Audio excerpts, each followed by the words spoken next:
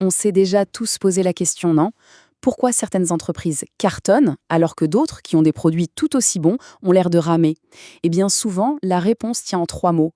Proposition de valeur. C'est cette promesse unique qui fait qu'on choisit une offre et pas une autre. Dans cette analyse, on va décortiquer ensemble le plan exact pour construire une proposition de valeur qui non seulement se démarque, mais qui transforme une simple idée en une offre à laquelle on ne peut pas dire non. Ah, c'est la question à 1 million, n'est-ce pas? Quand tout le monde crie en même temps, comment on fait pour que sa voix porte plus fort que les autres? C'est tout le défi qu'on va relever. Et spoiler, ce n'est pas une question de budget pub, mais avant tout une question de clarté et de pertinence. Cette analogie, franchement, elle est parfaite. Elle décrit tellement bien ce sentiment de frustration. On a toutes les pièces du puzzle, la bonne idée, la motivation, les compétences. Mais il manque le plan, la notice, pour que tout s'emboîte correctement. Eh bien, ce plan, c'est exactement ce qu'on va voir maintenant. Allez, on attaque.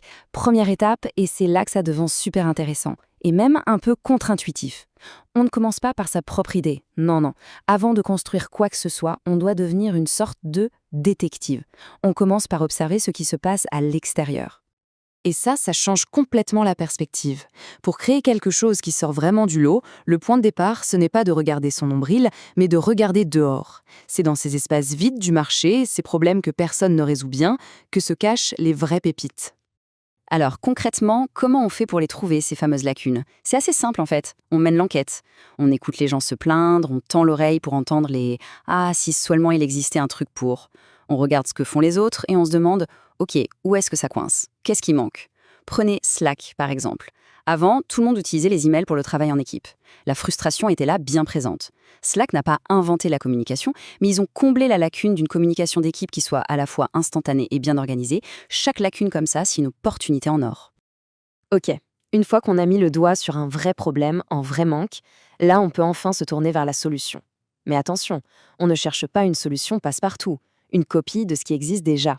Non. Ce qu'on veut, c'est une méthode qui porte notre patte, notre signature. C'est l'ADN de l'offre. Ce schéma, il résume tout parfaitement. Regardez bien. À gauche, l'approche conventionnelle, elle suit le troupeau, elle reste sur les chemins balisés. À droite, l'approche unique, elle trace sa propre route. Elle ose aller voir dans les angles morts, là où personne ne regarde, et elle remet en question ce que tout le monde accepte sans discuter. Mais alors, d'où est-ce qu'elle sort cette unicité? Elle ne tombe pas du ciel, non. Elle vient de nous.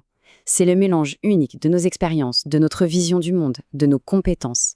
Pensez à un grand chef qui fusionne la cuisine française et japonaise, ou à un architecte qui se dit « et si on construisait les murs différemment ?» C'est cette capacité à voir les choses sous un angle nouveau qui fait toute la différence. Bon, on a un problème identifié et une solution unique. Génial. Mais comment on communique la puissance de cette solution? Il faut un lien entre les deux. Ce lien, ce ciment, c'est une promesse claire, nette et tangible. C'est vraiment la clé de voûte, l'élément qui va faire tenir toute la structure. Une promesse puissante, attention, ce n'est pas juste du jargon marketing, hein. C'est un véritable engagement, un contrat de confiance. Elle doit être spécifique, mesurable, on doit pouvoir vérifier que ça marche, et surtout, elle doit parler aux émotions. C'est cet équilibre parfait entre le rêve et la réalité, c'est ce qui fait qu'on se dit « oui, c'est exactement ça qu'il me faut ». Et pour donner vie à cette promesse, cette technique est géniale. Le secret, c'est de peindre une image super claire de la transformation. Regardez, à gauche, le avant. C'est le point de douleur, la frustration. Par exemple, submergé par les notifications, impossible de se concentrer. Et à droite, l'après. C'est la libération, le bénéfice concret. Maîtriser ses outils et regagner 5 heures de concentration par semaine. C'est ce contraste qui est puissant, qui permet de se projeter et de se dire « Waouh, c'est ça que je veux ». Et là, on touche au pouvoir un peu magique des chiffres. Dire « on va améliorer votre productivité », c'est sympa, mais ça reste flou. Par contre, dire « on va augmenter votre productivité de 25%, là, tout de suite, ça parle. Les chiffres, ça ne ment pas. Ça ancre la promesse dans le réel, ça la rend crédible, tangible et beaucoup, beaucoup plus percutante. On a notre plan sur le papier. Une lacune, une méthode, une promesse chiffrée. C'est super. Mais est-ce que ça tient la route dans le monde réel ? C'est là qu'intervient le crash test. Il faut confronter notre belle idée à la réalité, c'est-à-dire au public. Et croyez-moi, c'est peut-être l'étape la plus cruciale de toutes. C'est la question qui tue. On peut être complètement amoureux de sa propre idée, mais soyons honnêtes, si elle ne parle à personne, elle ne vaut pas grand-chose. Le seul juge de paix au final, c'est le public. Alors comment on s'assure que notre message n'est pas juste entendu, mais qu'il provoque une véritable étincelle? Pour avoir des retours utiles, on oublie les questions bateau du genre «alors tu aimes?». On pose des questions qui ouvrent la discussion. Un de mes conseils préférés, c'est celui-là. Demander à quelqu'un de reformuler la promesse avec ses propres mots. Ce n'est pas un test de mémoire, c'est un test de clarté. Si la personne n'y arrive pas, c'est que le message est trop compliqué. Et la question en or, qu'est-ce qui te fait douter? C'est là que se cachent les infos les plus précieuses.